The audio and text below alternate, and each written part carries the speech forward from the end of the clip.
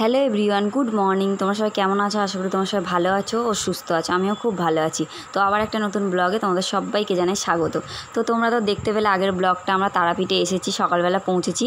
তো সকালবেলায় রুমে ঢুকেই ব্লগটা শেষ করেছি। তো আবার এটা সকাল থেকে ব্লগটা শুরু করেছি। তো এসে স্নান টান করে এই যে শাড়ি টাড়ি পরে নিয়েছি পুজো দিতে যাবো বলে, আর রেস্ট নিইনি। এসেই মাত্র স্নান টান করে রেডি হয়ে তো চলে এসেছি এই যে পুজো দিতে। যেই হোটেলে এসেছি ওই দাদাটা নিয়ে এলো এই যে ঠাকুরমশাই, এখানে কি বলে এদেরকে, পান্ডা। তো এদের কাছে এলাম, এসে এই যে প্রসাদ নিলাম, সব পুজো দিলাম নামে নামে। আর এখান থেকে একটা দোকানে এই যে জবা ফুলের মালাগুলো খুব সুন্দর। তো ঠাকুরের জন্য সবাই মিলে একটা করে মালা নিয়ে নিলাম, নিয়ে এই যে দোকানে চলে এলাম সন্দেশ ফুল নিয়ে এই যে মাথায় করে নিয়ে যাওয়া হচ্ছে মন্দিরের দিকে হাঁটতে হাঁটতে। তো তোমার দাদাভাইকে কেমন লাগছে দেখো মাথায় ঠাকুরের ঝুড়িটা নিয়ে। আর এই যে মন্দির, আর কত ভিড় দেখো বন্ধুরা। তখন 7টা সাড়ে 7টা মতন বাজে, তো প্রচুর লাইন। আর যেটা এমনি লাইন সেটা তো অনেক লাইন, তোমার সে মানে দুপুর বিকেল হয়ে যাবে, মানে এত লাইন। তো আমরা ভিআইপি লাইন বলতে যেটা 300 টাকা করে মাথা পিছু নিয়েছে আমাদের সব এক একজনের, সেই লাইনে ঢুকিয়েও অনেকক্ষণ ধরে দাঁড়িয়েছিলাম, কারণ প্রচুর ভিড়। 300, 500, 1000, বাবা এখানে প্রচুর, শুধু টাকার খেলা। তো আমরা 300 টাকার এই যে লাইনে ঢুকেছি, অনেকক্ষণ দাঁড়িয়ে দাঁড়িয়ে তারপরে এই যে লাইন একটু করে টানছে, কারণ প্রচুর ভিড় হয়েছে। আর এই যে চলে এসেছি মন্দিরের কাছে। এবার ঠাকুরমশাই মালাগুলো সব হাতে দিয়ে দিল।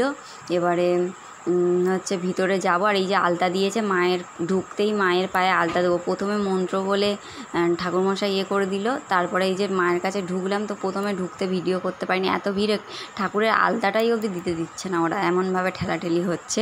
তো এই যে ভিতরে ঢোকার সময় মানে ঢুকে পড়েছি, তারপরে একটুখানি ভিডিও করেছি, তারপর ভিতরে ভিডিও করতে বারণ করলো মায়ের মুখের কাছে, ওই জন্য বেরিয়ে। তো আমরা এই যে দাঁড়িয়ে আছি, ঠাকুরমশাই ভিতরে গেছে ঠাকুরের ছবি তুলে এনে দিতে। তো এসে ঠাকুরমশাই সন্দেশ দিল ভেঙে, তো আমরা খেলাম। খেয়ে দিয়ে আমরা চলে এলাম এই যে গঙ্গার কাছে। এসে এখানে ধূপ মোমবাতি জ্বেলে নেবো।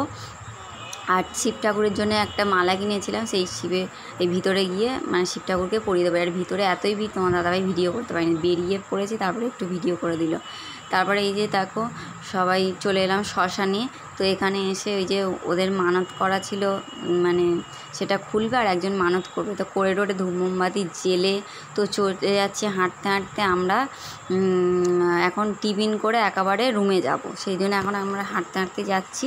তো টিফিন করে নেবো। তো দেখতে পাচ্ছ কত ভিড় এখানে, আর সব দোকানগুলো দেখতে পাচ্ছ বন্ধুরা। তো এই যে আমরা এখন হাঁটতে হাঁটতে যাচ্ছি, তো চলে এসেছি একটা দোকানে। তো এখানে এসে সব কচুরি আর আলুর তরকারি দিয়ে খেয়ে নেবো। খাওয়া হয়ে গেছে। এসে ওনার ওখান থেকে ব্যাগ জুতো পরে নিলাম। তো নিয়ে এই যে আমরা সব রুমে চলে এলাম হাঁটতে হাঁটতে। তো এবার আমরা রুমে ঢুকে যাব, গিয়ে ড্রেসটা চেঞ্জ করবো। প্রচণ্ড বাইরে গরম, ওই জন্য এসিটা চালিয়ে দিয়েছি, এসি রুম নিয়েছি ওখানে গিয়ে।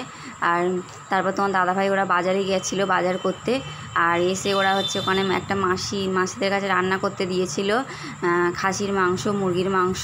যেহেতু আমি মটন খাই না, ওই জন্য চিকেনও হয়েছিল 2 রকম। তাই এরা সব দুপুরবেলা খাওয়া দাওয়া করে রেস্ট নিয়ে তারপরে এই যে সন্ধ্যেবেলা রেডি হয়ে বেরিয়ে গেছি একটু ঘুরতে। আর এই যে শ্মশানেও এসছি, দেখতে পাচ্ছি শ্মশানে কিছুক্ষণ দাঁড়িয়ে তারপরে চলে গেলাম পুরোটা ঘুরতে। ওরা সব মানে ফটো কিনবে, মায়ের ছবি, পিকচার, আরও কেনাকাটা করে মামকেও একটা খেলনা কিনে দেবো, আর ওই বাচ্চাটাকেও একটা খেলনা কিনে দেবো। তো কিনে টিনে ফুচকা খেয়ে আমরা রুমে চলে এসেছি, যেহেতু ক্লান্ত। তো শুয়ে পড়বো খেয়ে দিয়ে তাড়াতাড়ি। টাটা বন্ধুরা।